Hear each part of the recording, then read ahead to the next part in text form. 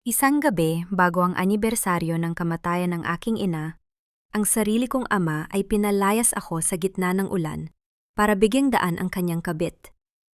Akala nila ay naiwan akong walang kahit na ano sa kalsada, basang-basa at sugatan ang bangal.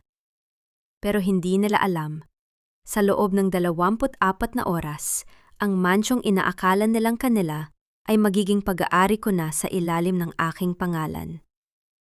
At sisiguraduhin kong sa susunod na pagkakataon na mag-cruise ang aming landas. Sila naman ang itatapon ko palabas na parang mga basurang walang silbi. Nakatayo ako sa gitna ng madilim na kalsada, habang ang malakas na buhos ng ulan ay humahampas sa aking katawan.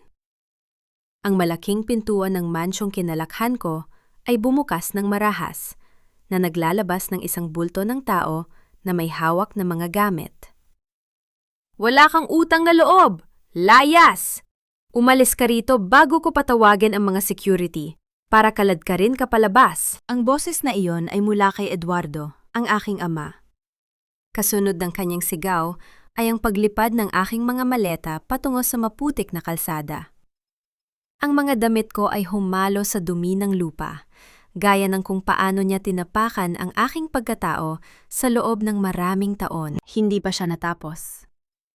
Lumabas mula sa likuran niya si Lorena, ang babaeng matagal na niyang itinatago habang nabubuhay pa ang aking ina. Nakasuot ito ng isang mamahaling seda na nightgown, may hawak na baso ng alak, at may mapanuyang ngiti sa kanyang mga labi. Nagkunwari itong yumakap sa braso ni Eduardo habang naglalabas ng mga salitang parang lason. Honey, tama na yan. Baka mapagod ka lang sa pakikipag-usap sa batang yan. Hayaan mo na siyang magmuni-muni sa ilalim ng ulan. Baka sakaling mahugasan ng tubig ang kanyang kasakiman. Tumingin sa akin si Eduardo nang may matinding poot. Kinuha niya ang isang piraso ng papel at ibinato ito sa aking mukha. Basang-basa ang dokumento pero malinaw ang nakasulat. Isang warrant of eviction at isang akusasyon ng pagnanakaw sa pondo ng kumpanya. Isang frame-up na matagal na nilang pinagplanuhan. Ipinahiya mo ako sa Board of Directors, Ayla. Magnanakaw ka! Simula sa araw na ito, tinatanggalan na kita ng karapatan sa aplidong ito. Wala kang makukuha kahit isang sentimo mula sa akin.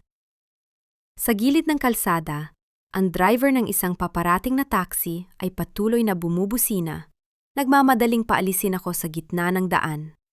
Ang ingay ng paligid ay tila sumasabay sa pintig ng aking puso na unti-unting naninigas na parang bato. Hindi ako sumigaw. Hindi ako umiyak. Tiningnan ko si Eduardo nang diretso sa kanyang mga mata. Isang tingin na nagpabagal sa kanyang paghinga.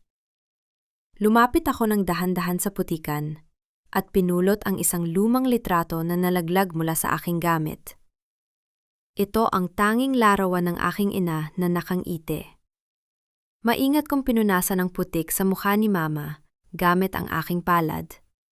Kahit na patuloy ang pagbuhos ng ulan. You're right, Dad. Ang aking boses ay lumabas na malamig, matalim, at walang kahit anong bakas ng emosyon. Wala na nga akong makukuha mula sa iyo. Dahil sa katunayan, ikaw ang kumuha ng lahat mula sa akin. Pero tandaan mo ang gabing ito. Ang ulan na ito ay hindi para sa akin, kundi para sa iyo. Dahil simula bukas, sisiguraduhin kong wala ng bubong na sisilong sa inyong dalawa. Isang maikling tawa ang kumawala sa mga labi ni Lorena. Ang kapal din ng mukha mo, Aisla. Tumingin ka sa paligid mo. Wala kang kahit ano. Kahit ang sapatos mo ay binili ng tatay mo. Paano mo kami mapapalaya sa sarili naming bahay? Hindi ko sila sinagot. Tinalikuran ko sila at naglakad patungo sa naghihintay na taxi. Bawat hakbang ko sa putikan ay tila isang sumpa na itinatanim ko sa lupang iyon.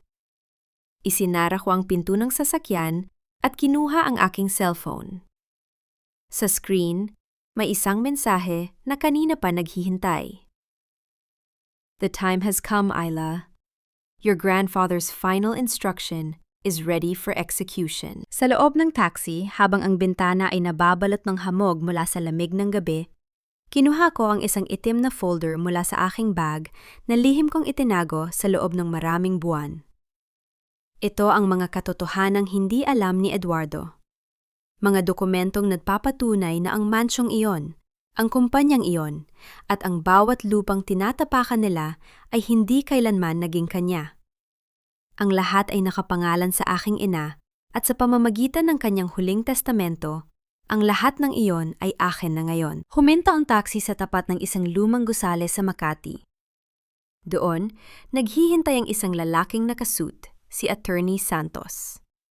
Sa ilalim ng madilim na poste ng ilaw, ang kanyang muka ay seryoso habang tinitingnan ng aking basang anyo. Handa ka na ba, Aizla? Kapag nilagdaan mo ito, wala nang balikan. Ang digmaang ito ay tatapos sa lahat ng mayroon ng iyong ama. Tiningnan ko ang dokumentong nasa harap ko. Ang bawat letra ay tila kumikinang sa ilalim ng ilaw. Kinuha ko ang panulat. Ang aking kamay ay hindi nanginghinig. Ang tanging nararamdaman ko ay ang malupit na katahimikan sa aking loob. Sign it, attorney, ang aking utos. Gusto kong bukas na bukas din, malaman ni Eduardo kung sino ang tunay na may-ari ng buhay na ninakaw niya. Habang nilalagdaan ko ang papel, isang malakas na kulog ang yumanig sa kalangitan, na tila sumasang-ayon sa aking desisyon. Ang bawat patak ng ulan sa labas ay tila naging ritmo ng isang paparating na trahedya para sa mga taong nagtapon sa akin. Tapos na ang pagiging mabuting anak, bulong ko sa sarili, habang nakatingin sa refleksyon ng aking mukha sa bintana. Ang mga mata ko ay wala ng bakas ng pagmamahal, tanging ang apoy ng isang biktima na handa ng manunog. Attorney, tawagan mo ang security team ng Forbes Park. Ipag-utos mong harangan ang lahat ng bank accounts na nakakonekta sa mansyon. Ngayon din. Ngumiti ng bahagya si Attorney Santos. Ano ang gagawin mo sa kanila, Aizla? Lumingon ako sa kanya habang ang sasakyan ay muling umaandar, pabalik sa direksyon ng mansyon na hindi na nila matatawag na tahanan. I'll let them enjoy the party tonight. Dahil bukas, pagising nila, hindi lang ang bahay ang mawawala sa kanila. I'll make sure Eduardo learns what it's like to be truly homeless. Isang tawag ang natanggap ni Eduardo habang nagdiriwang sila ni Lorena sa loob ng mansyon. Isang boses mula sa bangko ang nagbalita.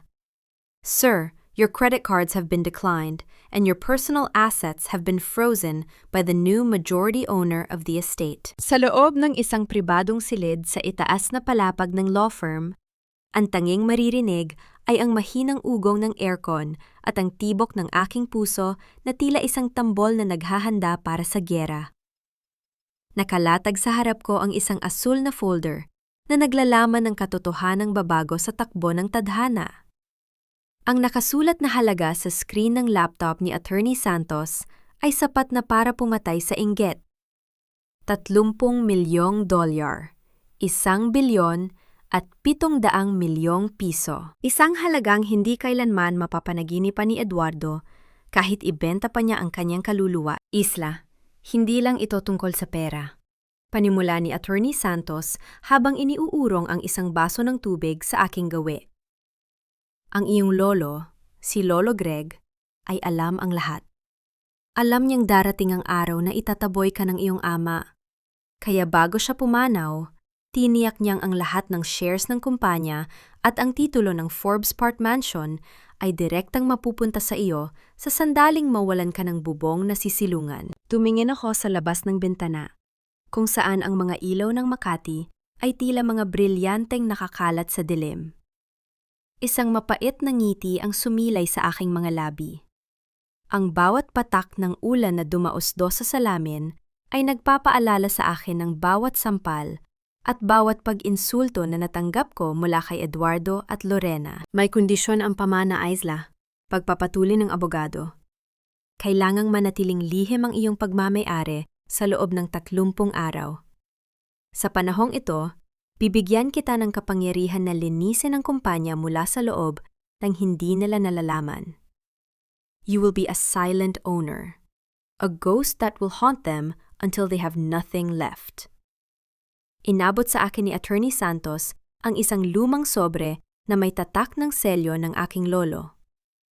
Ito ang unang liham na iniwan niya para sa iyo. Dahan-dahan kong binuksan ang sobre. Ang amoy ng lumang papel at tinta ay tila yakap ng isang taong matagal nang wala. Sa bawat salitang nakasulat sa sulat kamay ni Lolo Greg, naramdaman ko ang kanyang pagmamahal at ang kanyang babala. Aking apo, Isla. Huwag kang iiyak kapag nabasa mo ito. Ang mga luhang inilalabas mo ay sayang na enerhiya na dapat mong gamitin para sa iyong pagbangon. Ang iyong ama ay bulag sa kasakiman at ang babaeng kasama niya ay isang anay na uubos sa kanyang pagkatao. Ibinibigay ko sa iyo ang susi ng kaharian, hindi para maging malupit, kundi para itama ang lahat ng maling ginawa nila sa iyong ina. Maging matalino ka, Isla. Ang pinakamabisang kalaban ay ang hindi nakikita. Hinawakan ko ng mahigpit ang papel. Ramdam ko ang panlalamig ng aking mga daliri habang tinitingnan ang balanse ng aking bagong bank account. Sa isang pindot ko lang, maaari kong gawing abo ang lahat ng pinaghirapan ni Eduardo. Pero hindi. Masyadong madali ang ganoong kamatayan. Gusto kong panoorin siyang unti-unting mabulok sa sarili niyang kasinungalingan. Attorney Santos, ihanda mo ang mga papeles para sa forensic audit ng kumpanya. Ang aking tinig ay matatag, walang panginginig. Gusto kong malaman ang bawat sentimo na kinuha ni Eduardo mula sa pondo ni Mama. At ang mansyon, hayaan nating isipin nila na sa kanila pa rin yun. I want them to feel comfortable. I want them to spend money they don't have, thinking they've finally won. Eksaktong pagkatapos kong magsalita, nag-vibrate ang aking cellphone sa ibabaw ng lamesa. Isang voice message mula kay Eduardo. Naka-loudspeaker ito, at ang kanyang boses ay puno ng kayabangan na tila nakainom na ng alak. Isla, huwag mo nang subukang tumawag o bumalik dito. Ipinatapon ko na ang lahat ng natitira mong gamit sa basurahan, at bukas, ipapakansela ko ang iyong pangalan sa family tree. You were nothing but a mistake. Mabulok ka sa kalsada. Pagkatapos ng mensahe, ang silid ay binalot ng isang nakabibinging katahimikan. Ngunit sa halip na masaktan, naramdaman ko ang isang kakaibang kagalakan. Isang uri ng kagalakan na tanging ang mga taong wala nang mawawala ang makakaramdam. Attorney, tawag ko sa kanya habang nakatitig sa boses ni Eduardo na tila isang multo sa screen. Can you record this? I want to play this message back to him exactly 30 days from now. Sa araw na luluhod siya sa harap ko para manghingi ng kahit isang pirasong tinapay. Tumango si Attorney Santos, bakas ang paghangga sa kanyang mga mata. You are truly your grandfather's granddaughter, Ayla. Cold, rational, and lethal. Tumayo ako at inayos ang aking basang damit na tila ba suot ko ay isang gown na gawa sa ginto. Ang bawat hakbang ko palabas ng opisina ay may bigat ng isang reyna na handa ng bawiin ang kanyang trono. Habang pababa ako sa elevator, tiningnan ko ang aking refleksyon sa salamin. Wala na ang Isla na maunawain at laging nagpaparaya. Ang nakikita ko na ngayon ay isang babaeng may bilyong pisong sandata at pusong gawa sa yelo. Nang bumukas ang pinto ng elevator sa lobby, sumalubong sa akin ang malamig na hangin ng gabi. Ngunit hindi na ako nanginginig. Sa aking isipan, sinisimulan ko ng iguhit ang bawat detalye ng kanilang pagbagsak. Eduardo, Lorena, hindi niyo alam na ang bawat segundong lumilipas ay isang hakbang palapit sa inyong impyerno. At ako ang magbubukas ng pinto para sa inyo. Isang misteryosong text ang natanggap ni Ayla mula sa isang hindi kilalang numero habang pasakay siya sa kanyang bagong sasakyan. Alam ko kung saan nakatago ang tunay na testamento ng iyong ina. Hindi lang pera ang ninahaw sa iyo ni Eduardo. Ninahaw din niya ang katotohanan tungkol sa kanyang pagkamatay. Sa loob ng 30 taon, ang akala ko ay ang mansyon ni Eduardo ang pinakamataas na simbolo ng karanyaan. Ngunit nang huminto ang aking bagong sasakyan, sa harap ng isang dambuhalang gate sa pinaka-eksklusibong bahagi ng Forbes Park, napagtanto kong ang tinitirhan ni Eduardo ay isang maliit na kubo lamang kumpara sa tunay na kayamanan ng aming angkan. Ang Mansyon de Salcedo, ang ancestral house na itinago ni Lolo Greg sa loob ng maraming dekada, malayo sa mga kamay ng aking sakim na ama. Ang tunog ng pagpihit ng malaking susi sa kandado ng pintuan ay tila isang hudyat ng aking bagong simula. Pagpasok ko sa loob, ang amoy ng mamahaling wood polish at sariwang mga bulaklak ay bumalot sa aking pandama. Ang bawat sulok ng mansyon ay kumikinang sa ilalim ng mga dambuhalang chandelier na gawa sa kristal. Ngunit hindi ang gara ng palasyong ito ang kumuha ng aking atensyon, kundi ang hilera ng mga katulong at security staff na nakatayo ng maayos, naghihintay sa aking pagdating. "Welcome home, Ma'am Ayla." Sabay-sabay nilang bati habang bahagyan yumuyuko bilang tanda ng paggalang. Isang maikling tango lamang ang aking isinagot. Walang emosyon, walang ngiti. Dumiretso ako sa ikalawang palapag, patungo sa isang silid na matagal nang nakasara. Ito ang dating opisina ng aking ina bago siya tuluyang iginupo ng karamdaman. Sa loob ng silid na ito, ang lahat ay nananatiling maayos. Ang kanyang paboritong panulat, ang mga libro sa estante, at ang isang maliit na jewelry box na nakalagay sa ibabaw ng kanyang mesa. Kinuha ko ang box at binuksan ito. Ngunit hindi alahas ang naroon. Sa ilalim ng isang pulang velvet na tela, nakatago ang isang lumang ledger. Isang talaan ng mga transaksyon ng kumpanya mula 10 taon na ang nakalilipas. Habang binubuklat ko ang bawat pahina, ang aking panga ay unti-unting nagangalit. Dito ay malinaw na nakasulat ang bawat sentimong ninahaw ni Eduardo mula sa personal na pondo ni Mama. Ang perang dapat sana ay ginamit para sa kanyang operasyon at pagpapagamot ay dahan-dahang inilipat ni Eduardo sa isang offshore account. Pinatay mo siya sa hirap habang nagpapakasasaka sa pera niya. Bulong ko sa hangin. Ang aking boses ay tila galing sa ilalim ng lupa. Agad kong kinuha ang aking telepono at tinawagan ang isang numero na ibinigay ni Attorney Santos, ang aking private investigator. "I want everything." Ang aking utos nang sagutin niya ang tawag. "Alamin mo kung sino ang doktor na humawak sa aking ina ng huling 6 na buwan niya? Hanapin mo ang bawat nurse na pumasok sa kwarto niya. At ang huli, hanapin mo kung sino ang nagpadala ng mensaheng ito sa akin kanina." Hindi pa man natatapos ang aking pakikipag-usap, isang notification ang lumitaw sa aking screen. Isang alerto mula sa security system ng aking frozen bank accounts. May nagtatangkang mag-withdraw ng malaking halaga gamit ang aking pangalan sa isang branch sa Makati. Alam ko kung sino ito. Walang ibang tao ang may kapal ng muka na gamitin ang account ko pagkatapos akong itapon sa kalsada. Maya-maya pa, tumunog ang aking cellphone. Isang tawag mula sa isang hindi kilalang landline. Nang sagutin ko ito, ang boses ng isang galit na Eduardo ang sumabog sa aking tenga. "Isla! Anong kalokohan ito? Bakit hindi ko ma-access ang accounts mo? Ipinasara mo ba ang mga ito? Paano ko babayaran ang catering para sa party ni Lorena bukas?" Sumandal ako sa sandalan ng upuan ng aking ina. Ang aking mga daliri ay marahang hinahaplos ang gilid ng ledger. "Bakit mo ako tinatawag, Eduardo? Akala ko ba ay wala na akong pangalan sa pamilya niyan? Akala ko ba ay pinalayas mo na ako? Huwag mo akong pilusupohin, bata ka.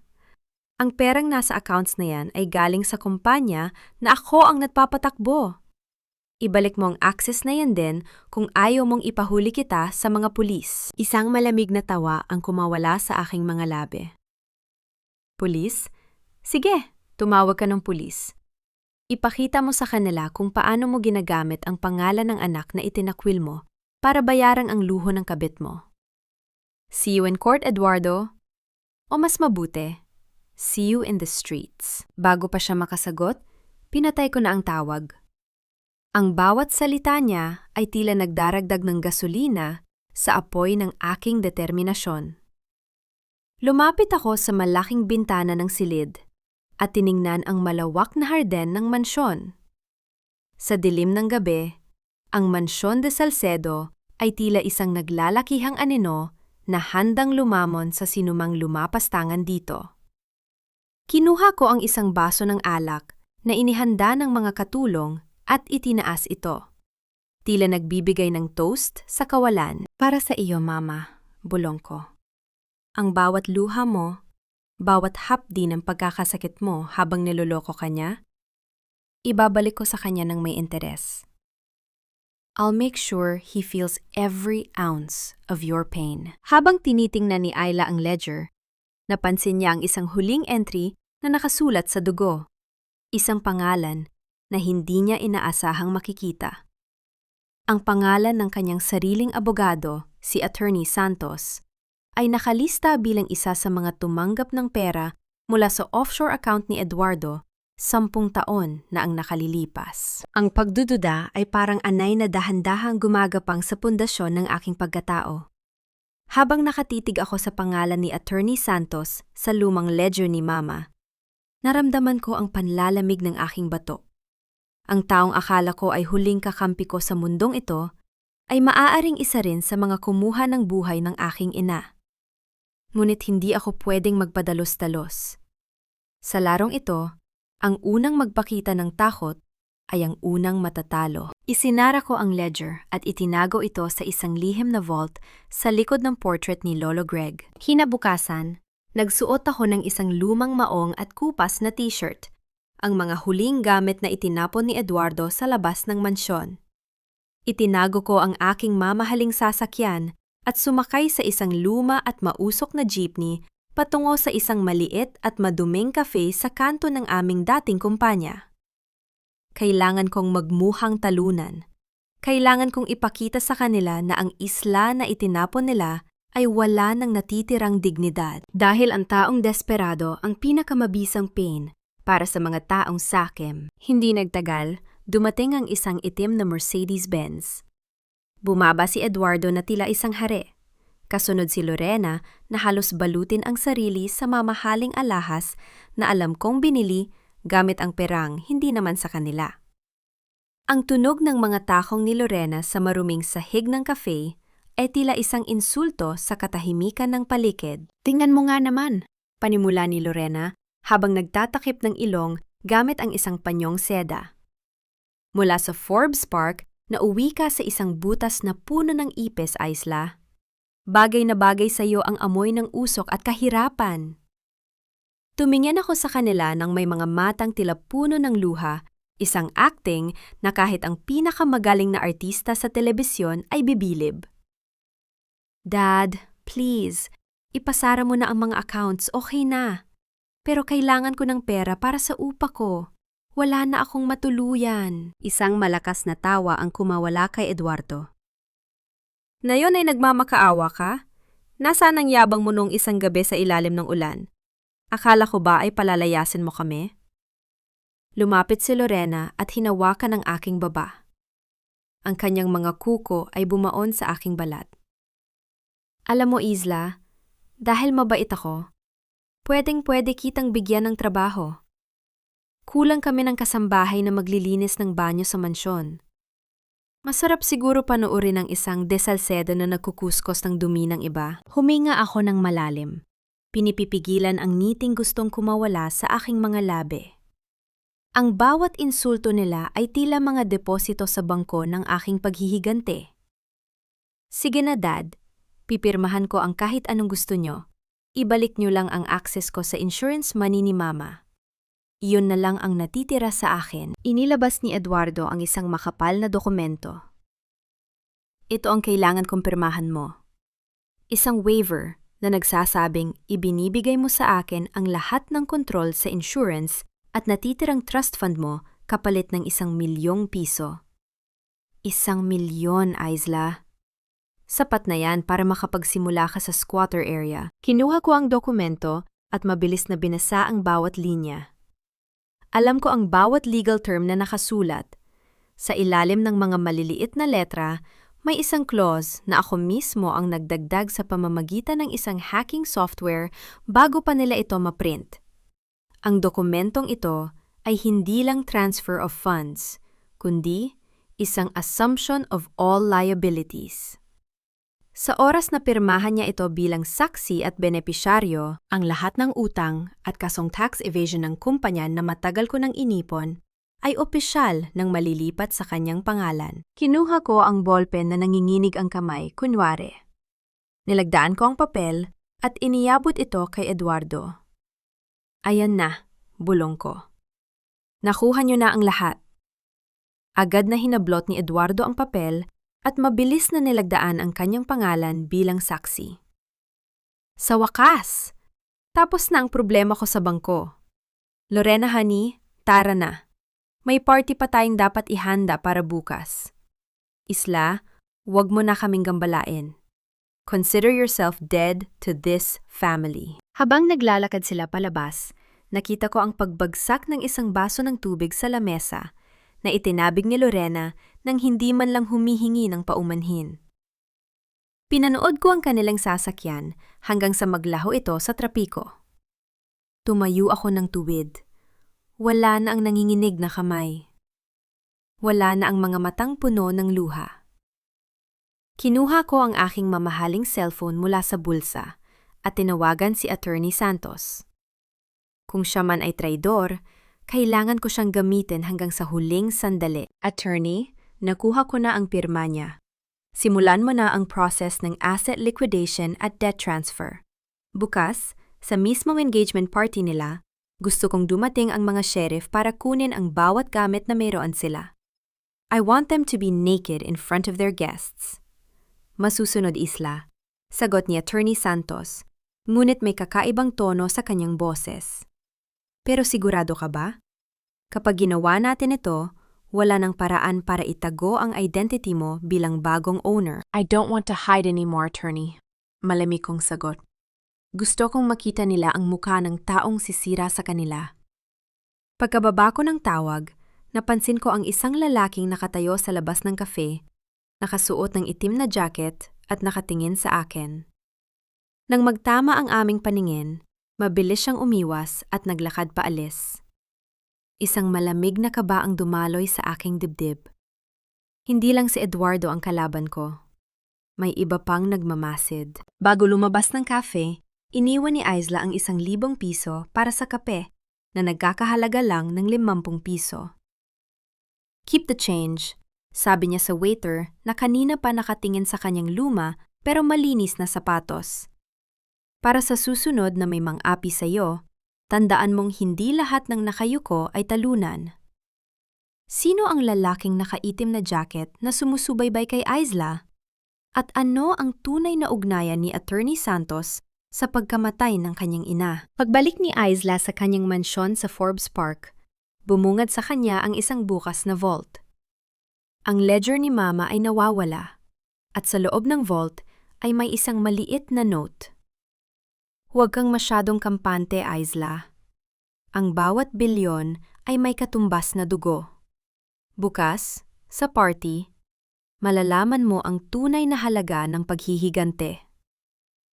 Ang tunog ng dahan-dahang pagtibok ng orasan sa loob ng tahimik na mansyon. Ngayon ang araw na malalaman ng lalaking tumawag sa akin na magnanahaw kung sino ang tunay na nagmamay-ari ng bawat hininga niya. Ang aking ama, na nagtapon sa akin sa putikan, ay nakaupo sa dulo ng mahabang lamesa sa boardroom, suot ang kanyang pinakamahal na suit na binili gamit ang perang ninakaw niya sa aking ina. Akala niya, ang pagtitipon na ito ay ang kanyang koronasyon bilang bagong chairman. Hindi niya alam, ito na ang kanyang huling sandali sa itaas ng toreng kanyang ninakaw. Ang hangin sa loob ng boardroom ng De Salcedo Enterprises ay punong-puno ng tensyon. 12 board members ang nakaupo. Lahat ay naghihintay sa formal na anunsyo. Si Eduardo ay nakasandal sa kanyang upuan. May isang mapanuyang ngiti sa kanyang mga labi habang hinahawakan ang kamay ni Lorena na nakaupo sa kanyang tabi. Isang bagay na labag sa protokol ng kumpanya, pero wala nang naglakas loob na sumuway sa kanya. Gentlemen, Panimula ni Eduardo, ang boses ay puno ng kayabangan na tila ba hawak niya ang buong mundo. Dahil sa mga dokumentong nalagdaan kahapon, ang lahat ng legal na balakid sa aking pamumuno ay wala na. I am officially taking over the full controlling shares of this company. Is it true, Eduardo? Tanong ng isang matandang board member. Paano ang mga utang at kaso ng tax evasion na bumabagabag sa atin? Tumawa ng malakas si Eduardo. Everything is handled. Isang tangang bata ang pumirma para akuin ang lahat ng bigat na iyon.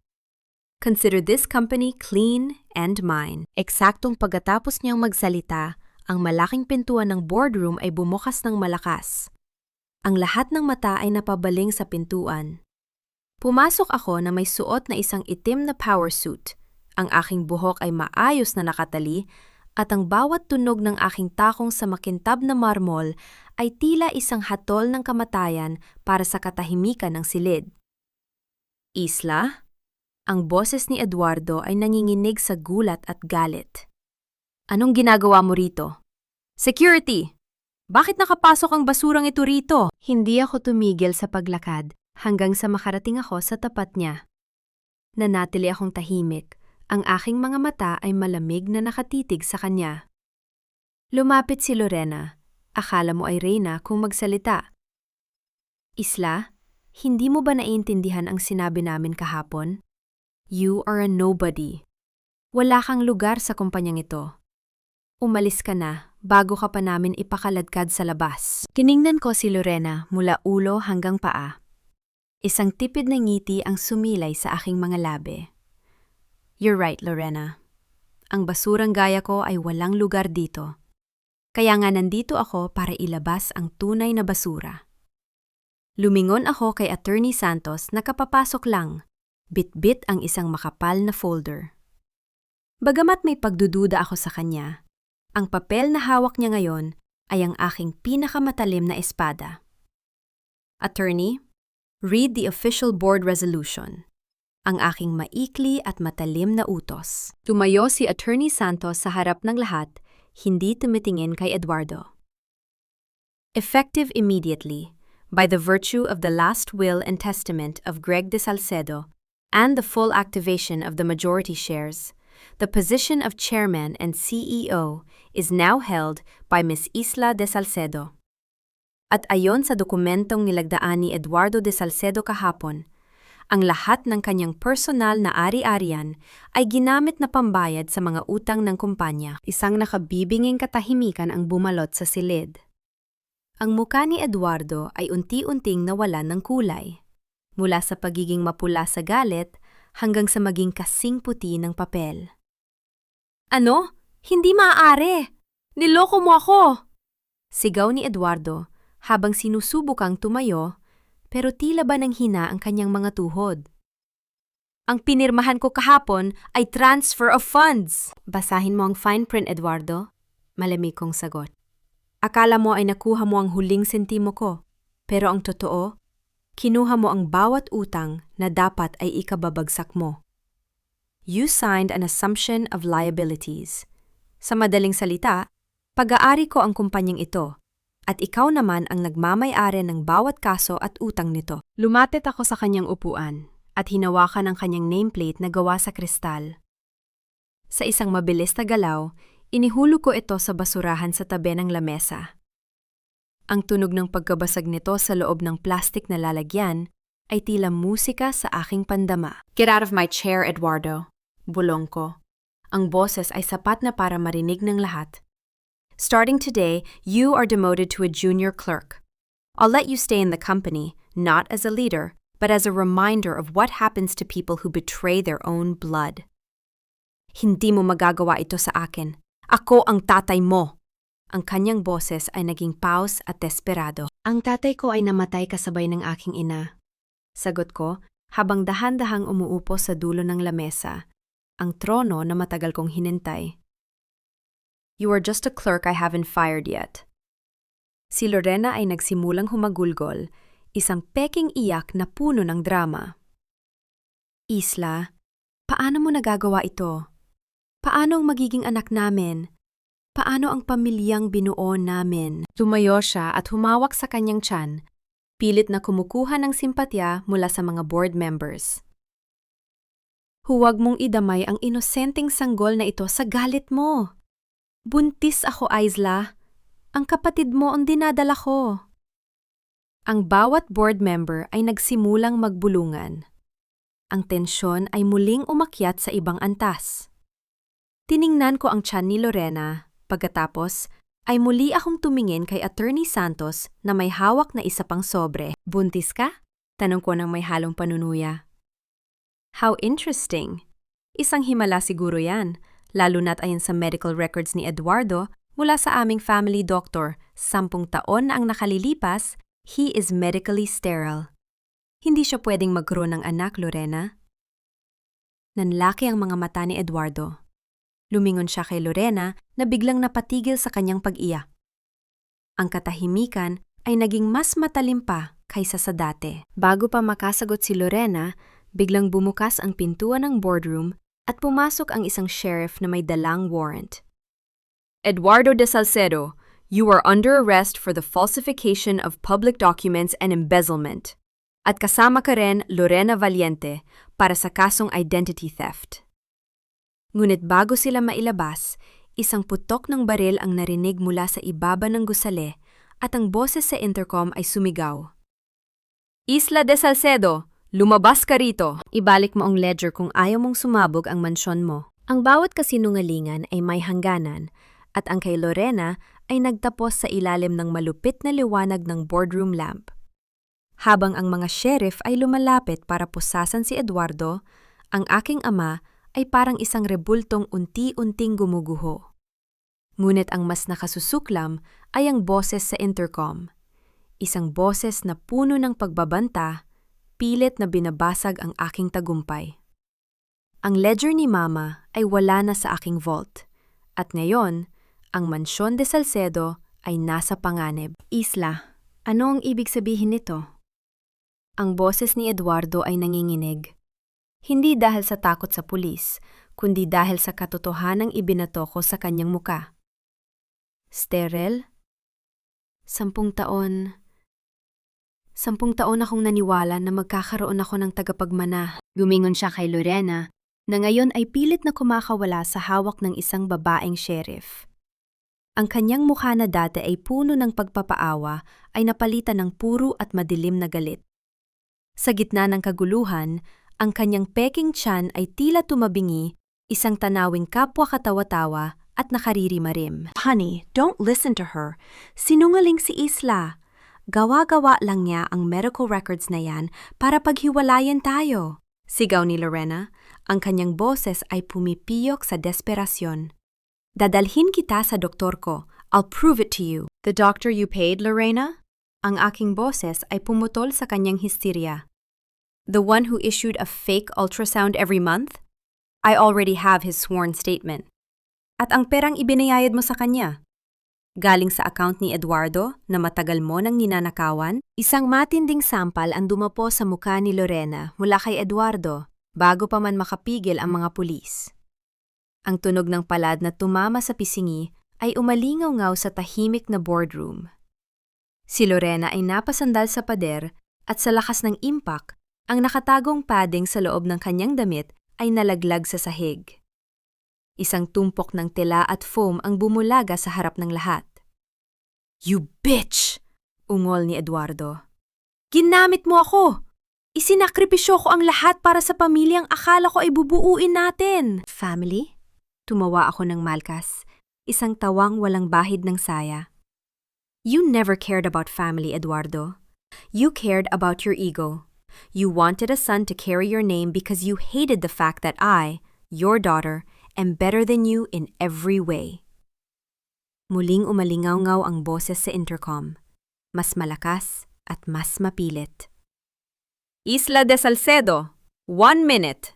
1 minute bago ko pasabugin ang main gate ng mansyon mo.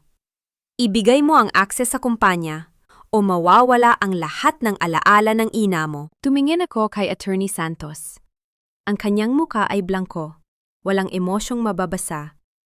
Ngunit ang kanyang mga kamay ay nakatago sa ilalim ng lamesa, tila may nilalarong kung ano. Ang pagdududa ko sa kanya ay lalong lumalim. Siya lang ang may alam ng passcode ng aking vault bukod sa akin. Isla, kailangan nating lumikas! Sigaw ng isang board member habang ang mga tao sa labas ng boardroom ay nagsisimulang mantakbuhan dahil sa takot sa banta ng bomba. No, ang matatag na sagot habang kinuha ko ang aking tablet at mabilis na binuksan ang live security feed ng mansyon. Walang aalis. Sheriff, dalhin niyo na ang dalawang yan. I don't want to see their faces another second. Habang kinalakaladkad palabas si Eduardo at Lorena, ang huling nakita ko kay Lorena ay ang kanyang mapanuyang ngiti sa gitna ng kanyang pagkakaaresto. Tila may alam siya na hindi ko alam. Tila ang banta sa intercom ay bahagi ng isang mas malaking plano kung saan siya ang biktima sa harap ng batas pero panalo sa likod ng tabing. Attorney Santos, tawag ko sa kanya habang ang silid ay tuluyan ng nabakante. Kaming dalawa na lamang ang naiwan. Nasaan ang ledger ni Mama? Dahan-dahang tumayo si Attorney Santos.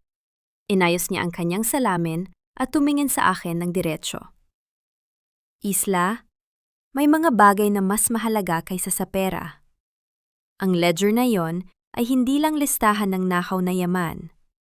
Ito ay listahan ng mga taong nagtaksil sa iyong ina. Kasama na ang taong pinakamalapit sa kanya. Sino? Ang aking tanong. Ang aking puso ay tila binabalot ng yelo. Check your phone, Isla. I just sent you a video feed mula sa lobby. Mabilis kong tiningnan ng aking cellphone. Sa screen, nakita ko ang isang lalaking nakasuot ng itim na jacket. Ang lalaking nagmamasid sa akin sa cafe. Nakatayo siya sa harap ng elevator, may hawak na remote control at ang nawawalang ledger. Dahan-dahan niyang inalis ang kanyang maskara. Ang aking hininga ay tila tumigil. Ang lalaking nasa screen ay hindi isang estrangero. Siya ang dating personal assistant ni Mama na akala ko ay namatay sa parehong aksidente 10 taon na ang nakalilipas. Isla, ang boses ng lalaki ay narinig ko sa aking speaker. The fire is coming. At sa pagkakataong ito, walang makakaligtas. Isang malakas na yanig ang naramdaman mula sa ibaba ng gusali na nagpapatay sa lahat ng ilaw sa boardroom.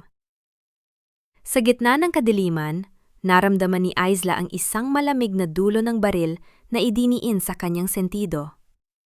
Isang pamilyar na boses ang bumulong sa kanyang tenga. Salamat sa pagtitipon sa lahat ng ari-arian, Isla. Mas madali itong nakawin kapag nasa iisang kamay na ang lahat. Sa gitna ng madilim na silid, ang tanging nagbibigay ng liwanag ay ang pulang ilaw ng emergency exit na tila isang nagbabantay na mata. Ang malamig na dulo ng baril sa aking sentido ay isang paalala na ang bawat hakbang ko sa larangan ng paghihiganti ay may katapat na panganib. Ngunit sa halip na manginig ang aking mga tuhod, naramdaman ko ang isang kakaibang uri ng katahimikan. Ang takot ay para lamang sa mga taong may balak pang mabuhay ng matagal. Ako, ang tanging hangad ko ay ang katotohanan. Attorney Santos, ang aking tinig ay lumabas na tuyo at walang takot.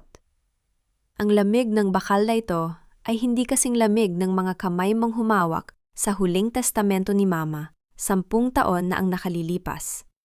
Alam ko na ngayon kung bakit nakasulat ang pangalan mo sa ledger. Naramdaman ko ang bahagyang paggalaw ng baril, isang maikling tawa na tila pagkiskis ng tuyong dahon sa semento ang narinig ko mula sa likuran. Masyado kang matalino para sa sarili mong kabutihan, Isla, bulong ni Attorney Santos.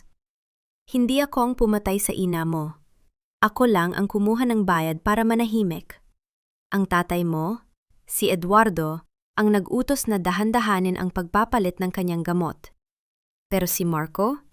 Si Marco ang nakakita sa lahat. Biglang bumukas ang screen ng tablet na hawak ko pa rin. Ang mukha ni Marco, ang lalaking akala ko ay namatay sa aksidente, ay puno ng galit at bighati.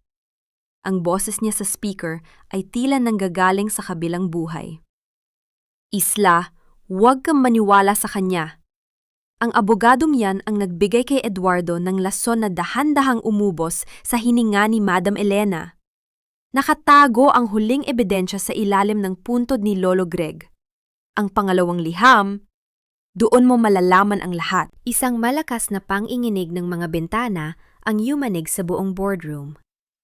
Hindi ito pagsabog, kundi ang malakas na paghampas ng hangin mula sa isang paparating na helicopter sa labas ng gusali. Ang ingay ng mga propeller ay tila bumabasag sa katahimikan ng gabi. Ginamit ko ang pagkakataong yon.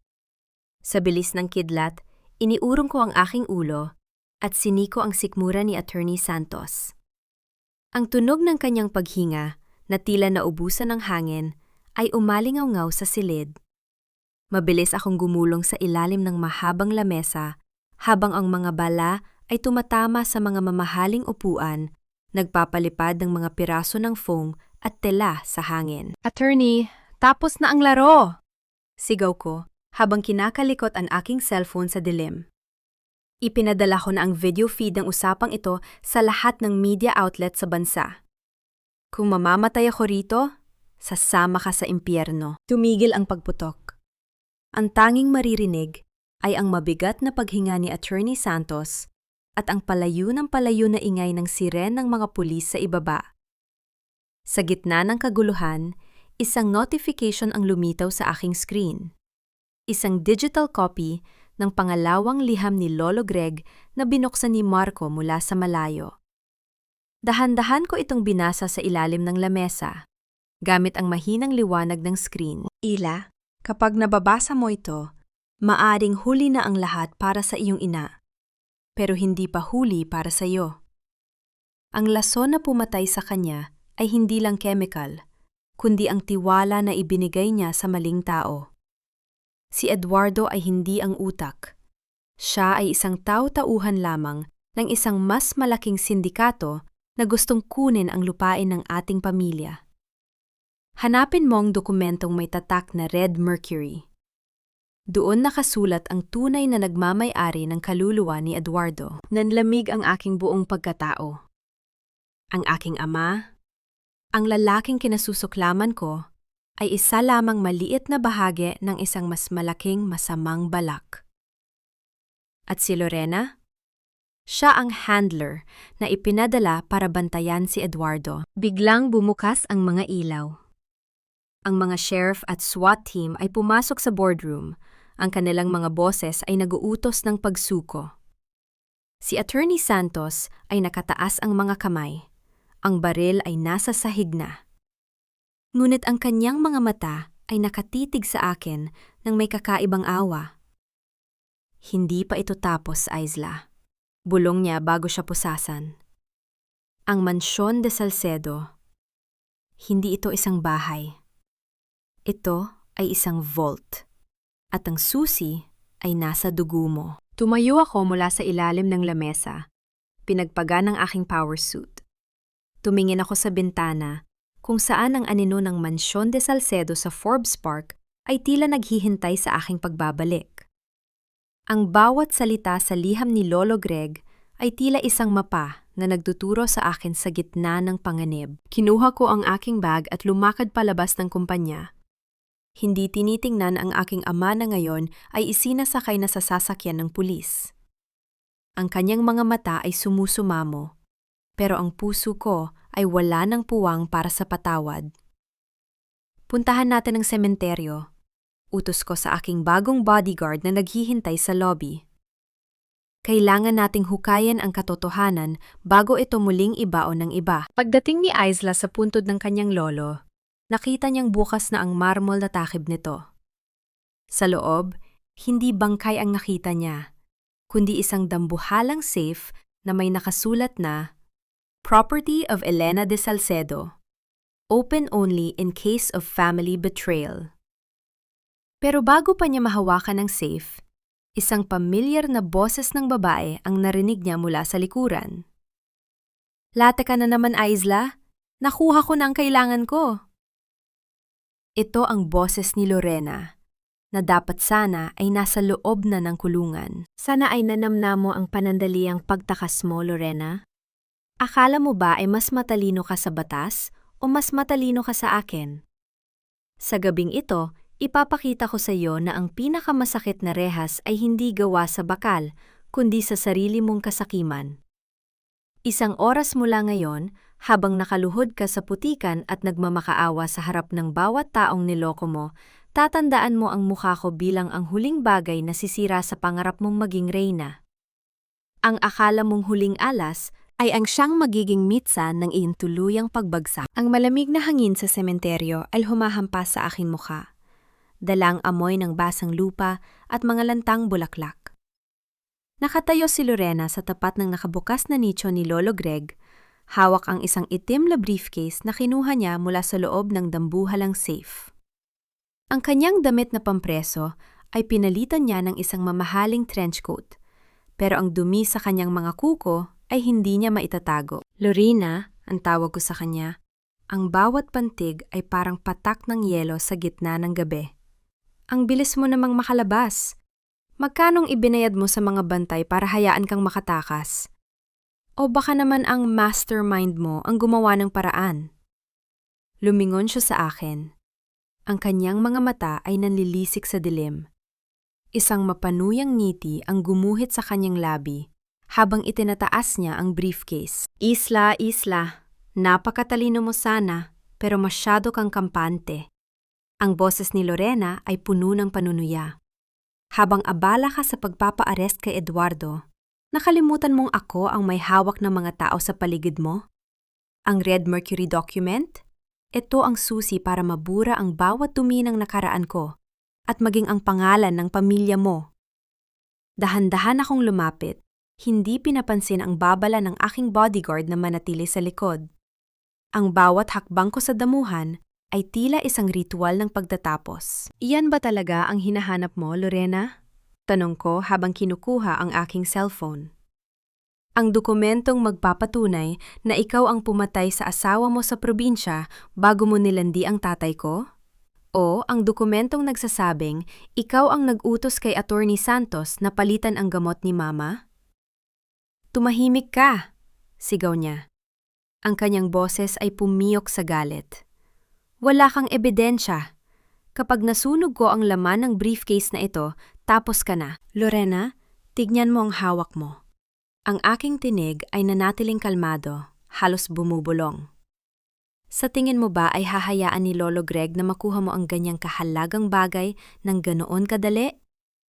Ang briefcase na yan ay may GPS tracker at isang chemical ink bomb.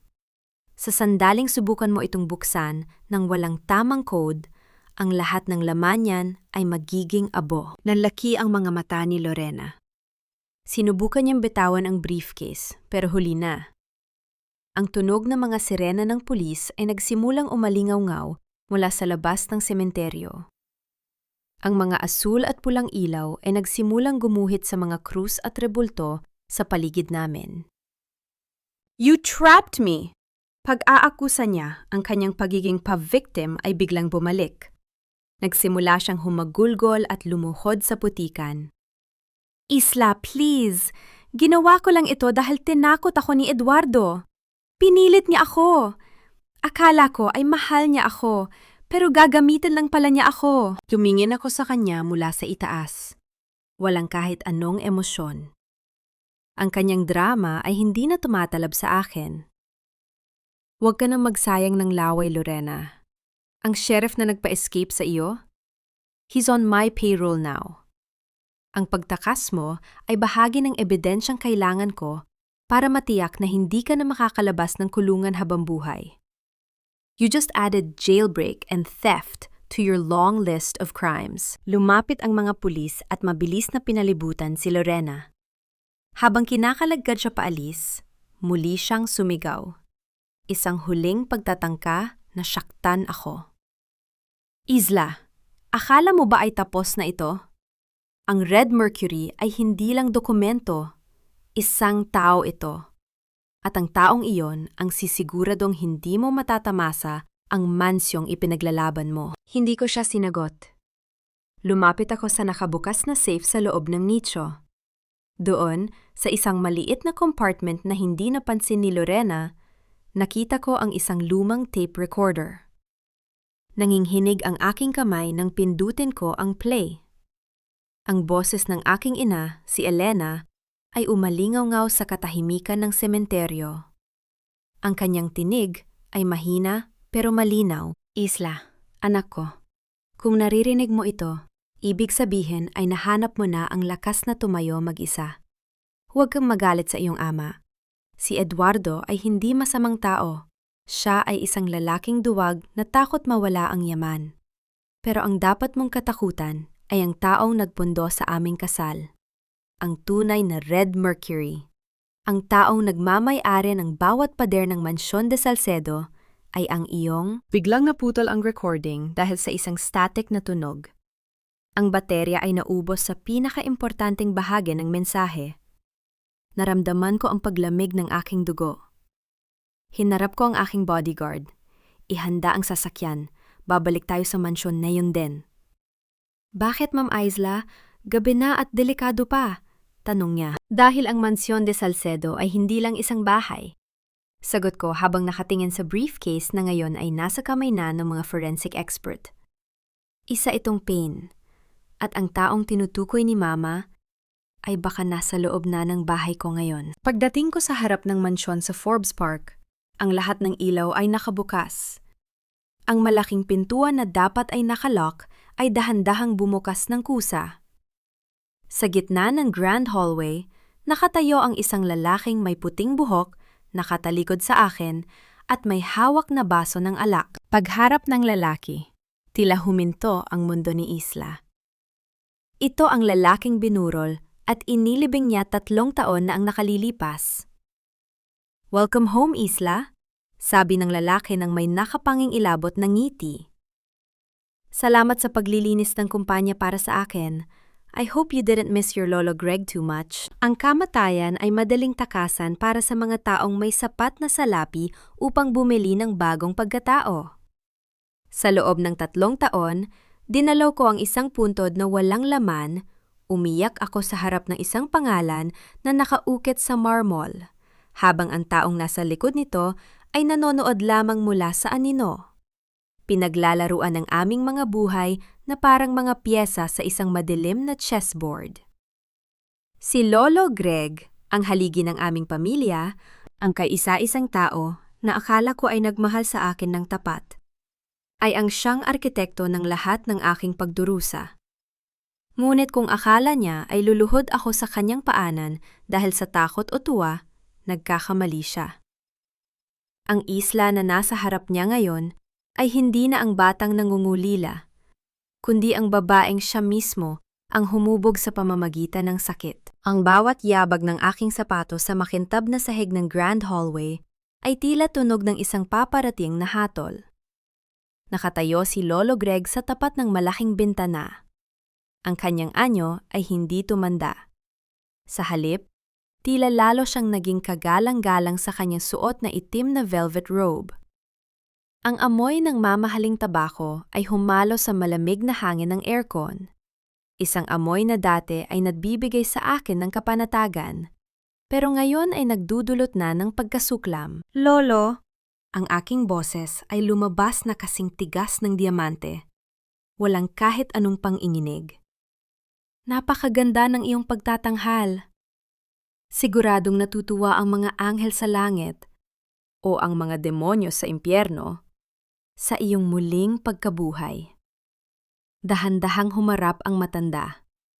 Ang kanyang mga mata na dati ay puno ng karunungan, ngayon ay kumikinang sa isang uri ng sakim na tagumpay. Itinaas niya ang kanyang baso ng alak, tila binabate ang aking pagdating. Isla, aking paboritong apo. Ang kanyang boses ay malalim at may otoridad. Huwag kang tumingin sa akin na tila nakakita ka ng multo. Tumingin ka sa akin bilang isang guro na kakatapos lang markahan ang iyong huling pagsusulit. At kailangan kong aminin, lumampas ka sa aking inaasahan. Pagsusulit? Ang aking tanong. Ang boses ay puno ng panunuya. Ang pagpapanood sa akin na itakwil ng sarili kong ama. Ang pagpapahintulot na mamatay si Mama sa hirap. Ang pagpapadala sa akin sa kalsada sa gitna ng ulan, lahat ng iyon ay bahagi lang ng iyong kurikulum? Kailangan mong maging matigas, Isla. Paliwanag niya habang naglalakad patungo sa kanyang lamesang gawa sa Nara. Ang kumpanyan de Salcedo ay hindi para sa mga mahihina. Si Eduardo, isa siyang pagkakamali. Isang malambot na lalaking mas inuna ang babae kaysa sa kapangyarihan. Kailangan ko siyang gamitin para linisin ang kumpanya mula sa dumi. At kailangan kitang gamitin para tanggalin siya sa pwesto nang hindi nadidikit ang aking mga kamay sa dugo. Isang malamig na tawa ang kumawala sa aking mga labi. Lumapit ako sa kanya. Hanggang sa tanging ang lamesa na lamang ang namamagitan sa aming dalawa. Kaya ikaw ang Red Mercury, ang aking pahayag, hindi isang panong. Ikaw ang nagpondo sa bawat ilegal na transaksyon ni Eduardo. Ikaw ang nag-utos kay Attorney Santos na manahimik.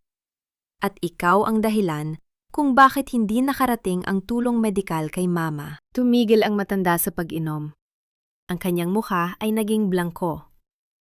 Ang iyong ina ay isang sakripisyo, Isla. Masyado siyang mabait para sa mundong ito. Kung nabuhay siya, hindi ka magiging ganito kalakas. Inalay ko ang kanyang buhay para maging ganap kang reyna. Sa sandaling iyon, naramdaman ko ang isang pamilyar na pagpintig sa aking sentido. Hindi ito galit na gustong sumigaw. Ito ay ang matuwid na pot na gustong manira. Kinuha ko ang isang kristal na plapara sa ibabaw ng kanyang lamesa at dahan-dahan itong inilagay sa aking palad. You're not a kingmaker, Lolo, bulong ko. Ang boses ay sapat na para magpatahimik sa buong mansyon. You're a parasite. Kinakain mo ang sarili mong kadugo para lang manatili kang buhay at makapangyarihan. Pero nakalimutan mo ang isang bagay sa iyong lesson plan. Ano yon? Tanong niya, bahaging nakataas ang kilay. Ang isang leon na pinalaki sa hirap at sakit ay hindi nasusunod sa kanyang amo. Sagot ko. Dahil ang unang lalamunin ng leon kapag nakalaya siya, ay ang taong nagkulong sa kanya. Biglang tumunog ang lahat ng teleponyo sa loob ng mansyon. Ang mga security monitor sa paligid ay nag-flash ng pulang kulay. Ang mga tauhan ni Lolo Greg na nakatayo sa labas ay biglang napaatras nang pumasok ang isang pangkat ng mga lalaking nakauniporme ng National Bureau of Investigation, NBI. Nanlaki ang mga mata ni Lolo Greg. Anong ibig sabihin nito? I already settled everything with the authorities. Iyon ang akala mo, panimula ko habang binubuksan ang aking tablet. Inakala mong ang Red Mercury ay isang lihim na ikaw lang ang may hawak. Pero noong gabing pinalayas ako ni Eduardo, nahanap ko ang isang digital backup ng lahat ng files ni Lolo Greg, ng totoong Lolo Greg. Ang taong nasa harap ko ngayon ay maaaring kapareho ng mukha niya. Pero ang bawat dokumentong nilagdaan mo sa loob ng 3 taon habang patay ka ay ilegal.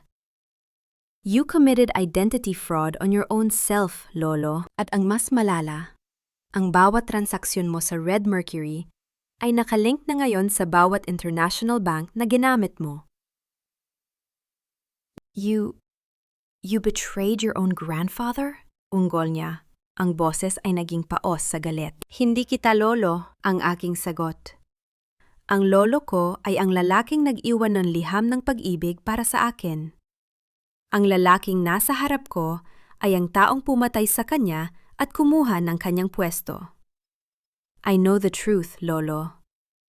My real grandfather died of a heart attack the moment he found out you were embezzling from the family. Ikaw ang kanyang kambal na kapatid na matagal na niyang itinakwil. Si Lucas de Salcedo. Ang katahimikan sa loob ng silid ay naging nakabibingi. Ang lalaking nasa harap ko ay unti-unting nawala ng maskara.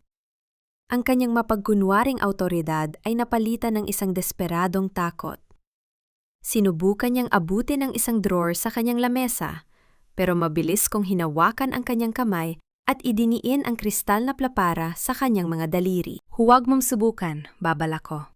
Ang mansyong ito ay hindi na iyong vault. Ito na ang iyong kulungan. I've already authorized the seizure of every asset. Simula ngayong gabi, wala ka ng pangalan, wala ka ng pera, at wala ka ng apo. Isla, pakinggan mo ako!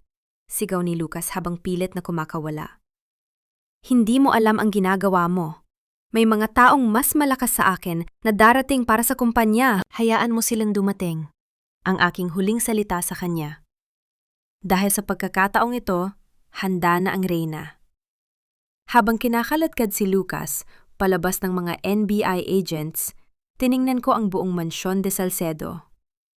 Ang bawat dingding na ito ay saksi sa maraming kasinungalingan.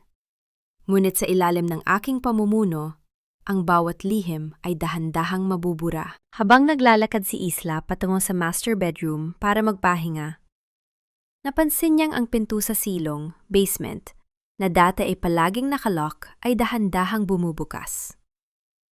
Isang mahinang tunog ng isang kanta, isang lullaby na kinakanta sa kanya ng kanyang ina noong bata pa siya, ang nagmumula sa dilim ng silong. Isang boses na pamilyar, mahina, at tila humihingi ng saklolo.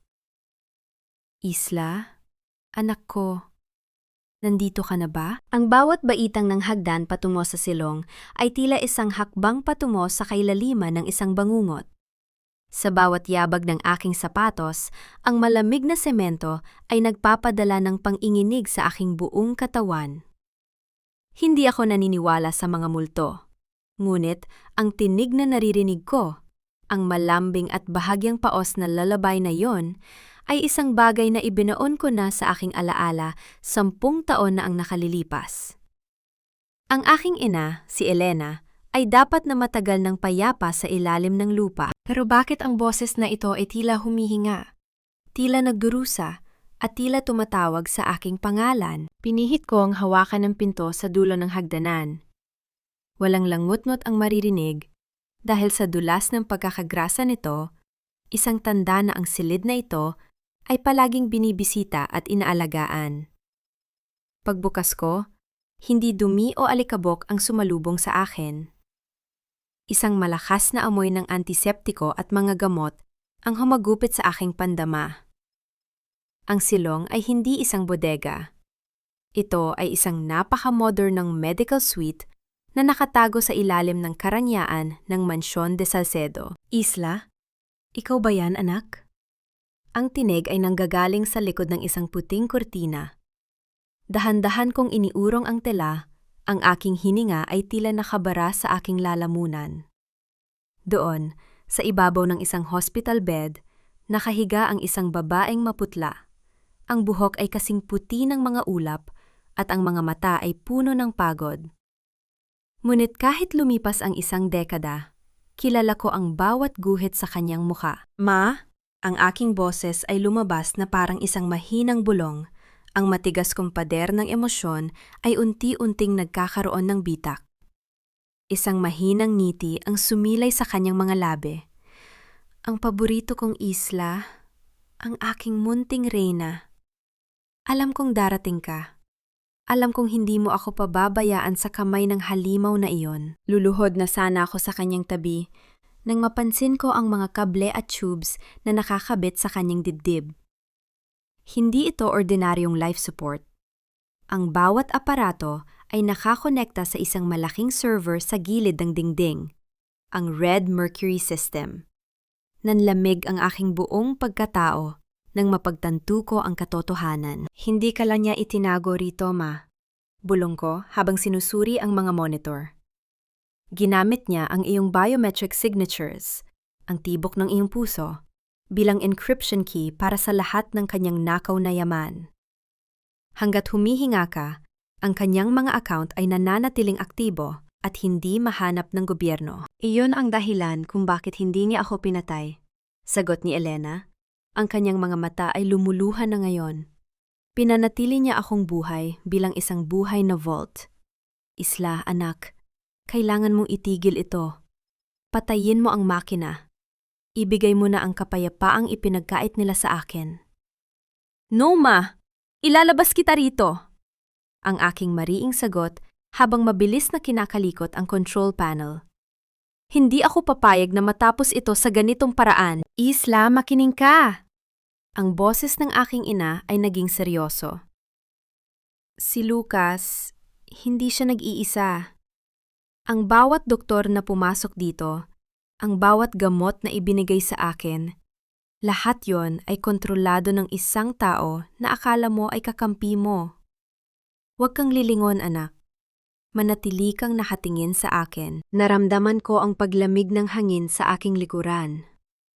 Ang tunog ng dahan-dahang pagpihit ng isang baril ay umalingaw-ngaw sa tahimik na silid. Hindi ko na kailangang lumingon para malaman kung sino ang nakatayo sa aking likuran. Ang amoy ng pamilyar na pabango ay sapat na. Napakagandang reunion, hindi ba, Isla? Ang boses ni Attorney Santos ay wala ng bahid ng pagkukunyari. Sayang lang at kailangang maputol ang sandaling ito. Ang iyong ina ang huling piraso ng puzzle para mailipat ang lahat ng Red Mercury funds sa aking pangalan. At ngayong nahanap mo na siya, mas madali na para sa akin na tapusin ang lahat. Attorney, ang aking tinig ay bumalik sa pagiging malamig at rational. Inakala mo bang ang pagpunta ko rito ay isang padalos-dalos na desisyon? Alam kong kanina mo pa ako sinusundan mula sa boardroom. Inaasahan ko na ang iyong pagdating. Isang malaking pagkakamali ang kampanteng pag-uugali, Isla. Sagot ni Santos habang idinidiin ang baril sa aking batok. Lagdaan mo ang digital transfer na ito o panuurin mong huminto ang tibok ng puso ng iyong ina sa harap mo. Isang pindot ko lang. At ang gamot na dumadaloy sa kanya ay magiging lason. Tumingin ako kay mama. Ang kanyang mga mata ay nagsasabing, "Huwag akong susuko." Ngunit sa pagkakataong ito, hindi lang pera ang nakataya. Buhay ng taong pinakamahalaga sa akin ang nasa kamay ng traidor na ito. Attorney, tignan mo ang monitor. Utos ko sa kanya. Bago ka magpaputok, siguraduhin mong kaya mong i-decode ang huling barrier. Dahil ang tibok ng puso ni Mama ay hindi lang key, isa rin itong detonator. Kapag namatay siya nang hindi na-authorize ng aking system, ang buong Mansyon de Salcedo ay magiging isang malaking libingan sa loob ng 3 minuto. Isang malakas na alarm ang nagsimulang tumunog sa buong basement at ang mga screen ay naggulay pula. System breached. Self-destruction sequence initiated. Ang mechanical na boses ay umalingaw-ngaw. Lumingon si Santos sa monitor nang may gulat at sa sandaling iyon, ang aking ina ay biglang hinawakan ang kamay ng abogado at itinuro ang baril sa ibang direksyon. Isla, takbo! Iligtas mo ang kumpanya! Iwanan mo nga ako! Isang putok ng baril ang narinig at ang monitor ng tibok ng puso ay naglabas ng isang mahabang, nakabibinging tunog. Beep!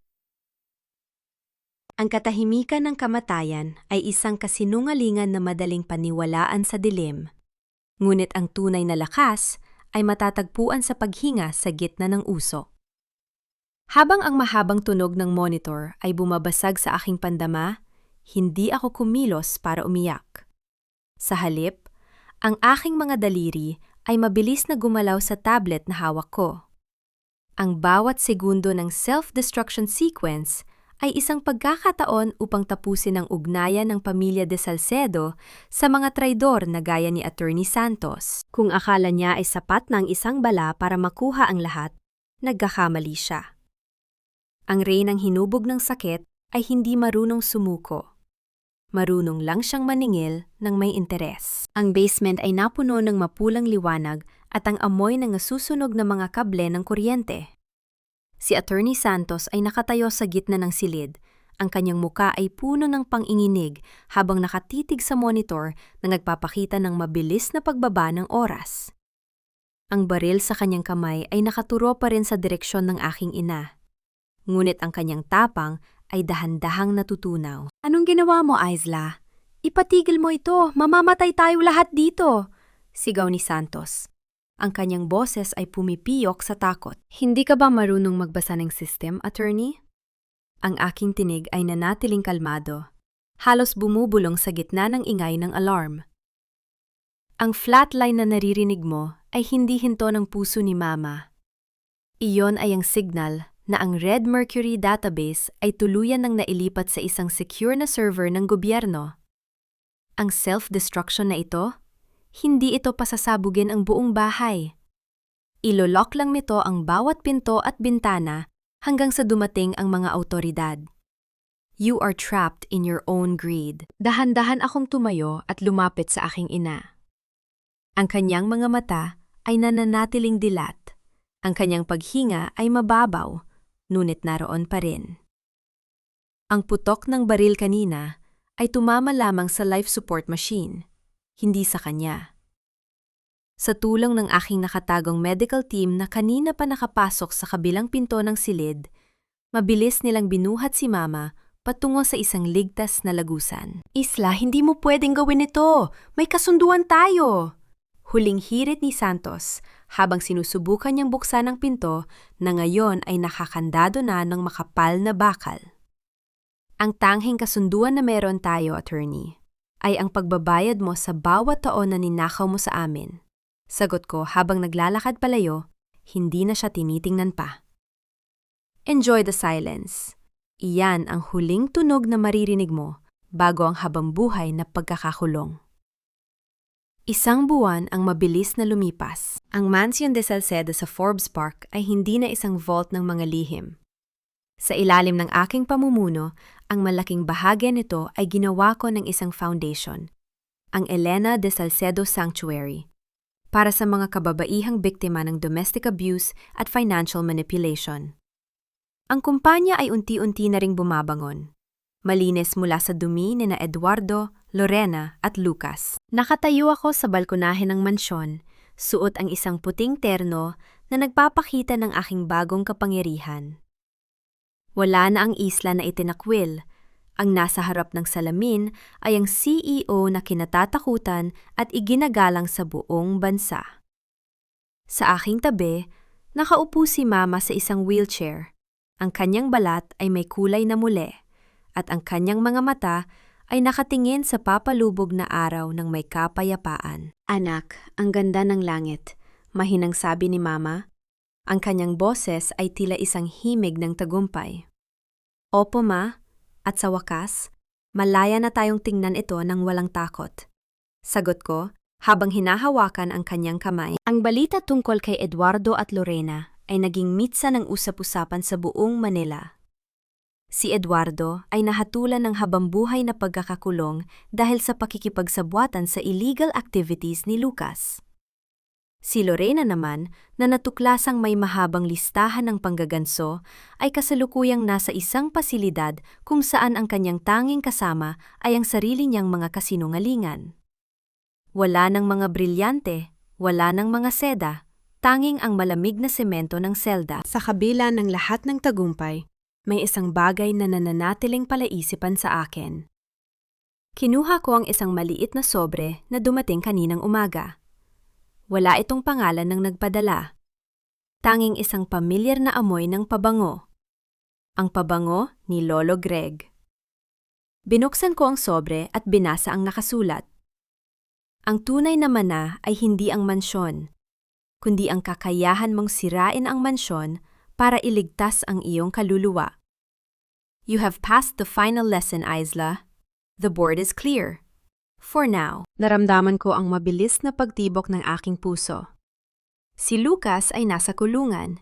Si Lolo Greg ay matagal nang wala. Kung gayon, sino ang nagpadala ng liham na ito? Humarap ako sa aking bodyguard. Ang aking mga mata ay muling naging matalas at mapanuri. Ipacheck ang lahat ng CCTV sa paligid ng foundation. Gusto kong malaman kung sino ang nag-iwan ng sobreng ito. Habang nakatingin ako sa malawak na harden, alam kong hindi pa tapos ang aking kwento. Maaaring nakuha ko na ang hustisya para sa aking ina, at maaaring nakuha ko na ang yaman na nararapat sa akin. Pero ang mundo ng De Salcedo ay puno pa rin ng mga anino. Ngunit sa pagkakataong ito, hindi na ako ang biktima na tumatakbo sa dilim. Ma, pumasok na tayo. Aya ko sa aking ina. May mahalaga pa tayong panauhin na darating. Habang tinutulak ni Isla ang wheelchair ng kanyang ina pabalik sa loob, isang itim na limousine ang huminto sa tapat ng gate. Bumaba ang isang lalaking nakasuit, si Attorney Santos. Pero hindi siya nakaposas at ang kanyang mukha ay may malawak na ngiti. Miss Isla, I believe there's a misunderstanding. I'm not here as a criminal. I'm here as the new legal representative of the silent partner who owns 40% of your company. Meet your new associate. Sa loob ng sasakyan, isang kamay na may suot na pamilyar na singsing ni Lolo Greg ang dahan-dahang itinaas. Ang karma ay hindi isang mabilis na bagyo na sumasalanta sa isang iglap. Ito ay isang dahan-dahang pag-agos ng tubig na unti-unting lulunod sa iyo hanggang sa wala ka nang makitang liwanag. Sa loob ng mahabang panahon, ang mga De Salcedo ay nabuhay sa ilalim ng anino ng kasakiman ni Lucas at ang kaduwagan ni Eduardo.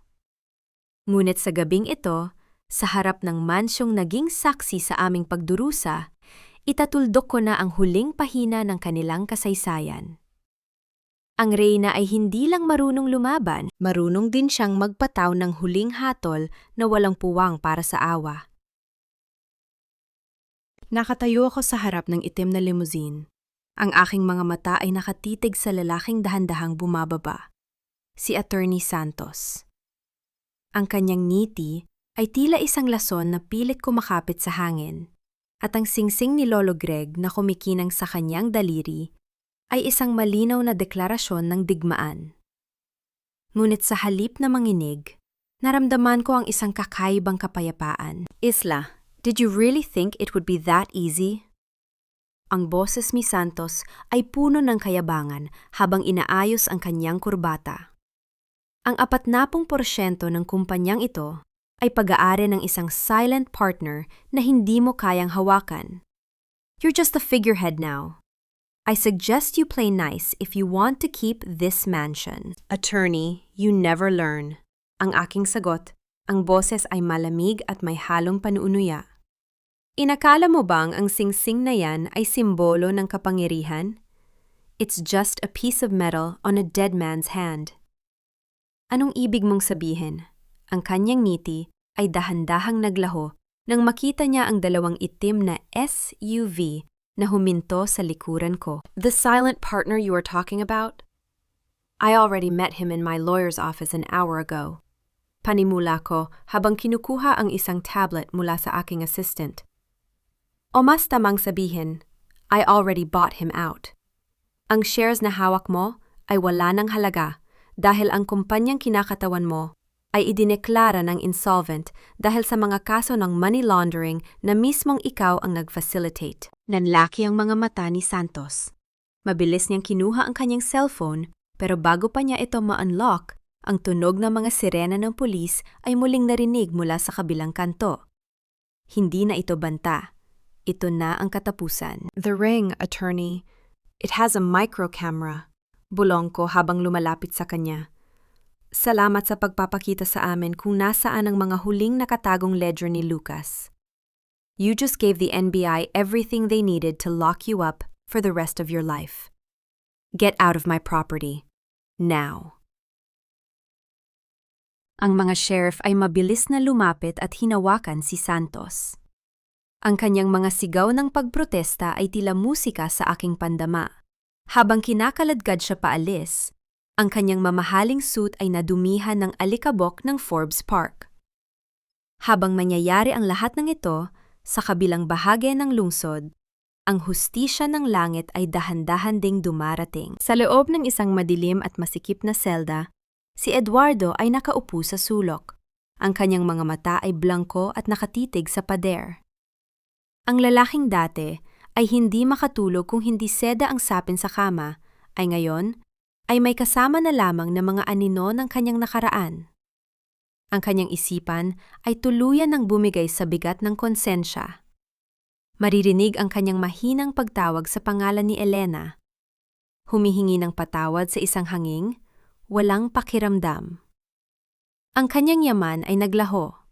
at ang kanyang pangalan ay naging kasing kahulugan ng pagtataksil. Samantala, sa isang maduming eskinita sa tondo, isang babae ang nakaupo sa ibabaw ng isang karton, balot ng maruming tela. Si Lorena, ang dating reyna ng mga kasinungalingan, ay ngayon ay isang anino na lamang ng kanyang dating ganda. Ang kanyang mga kuko na dati ay may mamahaling nail art, ay ngayon ay puno ng dumi mula sa paghahalukay sa basura para sa tirang pagkain. Walang lumingon sa kanya, walang nakakakilala sa kanya. Siya ay naging isang multo sa mundong dati ay gusto niyang sakupin. Nabalik ang aking diwa nang maramdaman ko ang isang mainit na palad sa aking balikat. Si Mama. Nakatayo na siya ngayon, kahit na bahagyang nanginginig ang kanyang mga binti. Ang kanyang tindig ay puno ng dignidad. Tapos na Isla, mahinang sabi ni Mama habang nakatingin sa malawak na harden. Wala na ang mga anino. Opo Ma, sagot ko habang inaalalayan siya. Wala na ang mga de Salcedo na nagnanakaw ng buhay. Tayo na lang ang natira. Pagkalipas ng ilang buwan, isang malaking gala ang ginanap sa Mansyon de Salcedo. Ngunit hindi ito party para sa mga elitista. Ito ay isang pagtitipon para sa paglulunsad ng Elena de Salcedo Justice Foundation. Ako ay nakatayo sa harap ng entablado. Suot ang isang simpleng itim na gown. Ang aking mukha ay kinukuhanan ng bawat kamera sa bansa bilang Woman of the Year. The greatest inheritance is not the money or the walls that surround us. Panimula ko sa aking speech, ang aking boses ay umalingaw-ngaw sa buong ballroom. It is the courage to stand up when everyone expects you to crawl. My name is Isla, and I am no longer a victim. I am the justice that my family forgot. Isang masigabong palakpakan ang pumuno sa silid. Isang tunog na nagpaparamdam sa akin na ang bawat sakripisyo ay naging sulit. Nang matapos ang gabi, naglakad ako patungo sa balkonahe kung saan ko unang naramdaman ang lamig ng ulan noong gabi ng aking pag-alis. Ang langit ay malenaw, ang mga bituin ay tila mga saksi sa aking tagumpay. Kinuha ko ang lumang litrato ni Mama, ang litratong pinulot ko sa putikan, at hinalikan ito. We won, Mama! Bulong ko. Habang nakatingin sa malayo, napansin ni Isla ang isang maliit na box na iniwan sa pasamano ng balkonahe. Sa loob nito ay isang susi at isang huling mensahe na hindi galing kay Lolo Greg o kay Lucas. The mansion is just the beginning. The real secrets are in the foundations of the company your mother built. Are you ready for the next chapter, CEO? Isang bagong simula, isang bagong hamon. Ngunit sa pagkakataong ito, si Isla ay hindi na natatakot. Isang taon ang mabilis na lumipas mula nang huling bumagsak ang martilyo ng hustisya sa buhay ng mga de Salcedo. Ang Mansyon de Salcedo sa Forbes Park ay hindi na tinatawag na mansion ng mga lihim. Ngayon, ang bawat sulok nito ay puno ng halahak ng mga bata at ang mahinang bulungan ng mga kababaihang dahan-dahang bumabangon mula sa kanilang sariling mga bagyo. Ang bawat pader na dati ay saksi sa kasakiman ni Lucas at panloloko ni Eduardo ay pintado na ngayon ng kulay ng pag-asa. Nakatayo ako sa harden. Pinapanood ang dahan-dahang paglubog ng araw na nagbibigay ng kulay kahel sa buong paligid. Ang amoy ng sariwang damo at ang malamig na simoy ng hangin ay tila isang malambot na yakap na nagpapakalma sa aking kaluluwa. Wala na ang isla na basang-basa sa ulan. Wala na ang isla na punong-puno ng galit. Ang nasa harap ng mundo ngayon ay isang babaeng nahanap ang kanyang tunay na halaga sa gitna ng pagkawasak. Anak, ang lalim na naman ng iniisip mo. Lumingon ako at nakita ko si Mama na naglalakad ng mag-isa. Wala na ang wheelchair. Bitbit ang isang tray ng mainit na tsaa. Ang kanyang muka ay puno na ng buhay, at ang bawat ngiti niya ay tila isang premyo na mas mahalaga pa sa bilyong piso na nasa aking bangko. Inalalayan ko siya sa pag-upo sa ilalim ng dambuhalang puno ng mangga. Iniisip ko lang po, Ma, kung nasaan na kaya sila ngayon. Mahinang sabi ko habang tinititigan ang aking mga kamay. Hindi na mahalaga kung nasaan sila, Isla. Sagot ni Mama habang hinahawakan ang aking palad. Ang mahalaga ay kung nasaan tayo. Pinili nating hindi maging bilanggo ng kanilang mga pagkakamali. Iyan ang tunay na tagumpay. Napaisip ako sa sinabi ni Mama. Maraming nagtatanong sa akin kung napatawad ko na ba si Eduardo. Ang sagot ko ay simple. Hindi kailangan ng kapatawaran para makamit ang kapayapaan. Pinili kong palayain ang aking sarili mula sa bigat ng hapes. Ngunit ang hustisya ay nananatiling nakatayo. Hindi ko siya pinatawad sa kanyang mga ginawa, pero pinatawad ko ang aking sarili sa panahong hinayaan kong tapakan nila ang aking dangal. Ang katahimikan ko ay hindi tanda ng pagkalimot, kundi tanda na wala na silang kapangyarihan sa aking emosyon. Maya-maya pa, ang tunog ng marahang paghampas ng gulong sa graba ay narinig ko mula sa driveway. Isang pamilyar na sasakyan ang huminto. Bumaba ang isang lalaki na may dalang mga dokumento. Ngunit sa pagkakataong ito, hindi ito si Attorney Santos. Ito ay ang bagong legal counsel ng aming foundation, si Marco. Sa likod ng kanyang seryosong anyo, ay ang katapatan na matagal naming hinanap. Miss Ila, tapos na ang audit para sa buwang ito. We helped 50 more families today. Balita ni Marco habang lumalapit sa amin. Ang kanyang mga mata ay may kakaibang kinang na dati ay hindi ko napapansin. Salamat, Marco. You can join us for tea. Anyaya ko. Isang tipid na ngiti ang sumilay sa kanyang mga labi. Sa mga sandaling iyon, napagtanto ko na ang pag-ibig ay hindi kailangang maging magarbo o puno ng drama gaya ng mga pelikula. Minsan, ang pag-ibig ay matatagpuan sa paggalang, sa katapatan, at sa pananatili sa tabi mo habang itinatayo mo muli ang iyong sarili. Hindi ko alam kung ano ang dala ng kinabukasan, pero sa unang pagkakataon, hindi na ako natatakot na sumubok muli. Bago kami pumasok sa loob ng mansion, muli akong tumingin sa langit. Ang gabi ay dahan-dahang dumarating. Ngunit ang liwanag sa aking loob ay hinding-hindi na muling magdidilim. Ang Mansyon de Salcedo ay hindi na isang vault ng mga ninakaw na yaman. Ito na ang aming tahanan. Ang hustisya ay hindi laging dumarating sa paraang gusto natin. Bulong ko sa hangin habang nakatanaw sa malayo. Pero laging dumarating ang araw na ang katotohanan ang magpapalaya sa atin. Pinulot ko ang huling liham ni Lolo Greg na nahanap ko sa kanyang lumang vault. Pinyunit ko ito sa maliliit na piraso at hinayaang tangayin ng hangin. Wala ng mga lesson, wala ng mga pagsubok. Ako na ang sumusulat ng sarili kong tadhana. Sa bawat hakbang ko papasok sa mansyon, dama ko ang bigat ng aking korona. Isang koronang hindi gawa sa ginto, kundi sa katatagan. At sa huling pagkakataon, lumingon ako sa pintuan kung saan ako unang itinatapon sa putikan. Ngayon, ang pintuang iyon ay nakabukas para sa lahat ng mga taong handang lumaban. Dahil ang tunay na reyna ay hindi ang may pinakamaraming yaman, kundi ang may pinakamalakas na pusong tumayo pagkatapos ng bawat pagbagsak.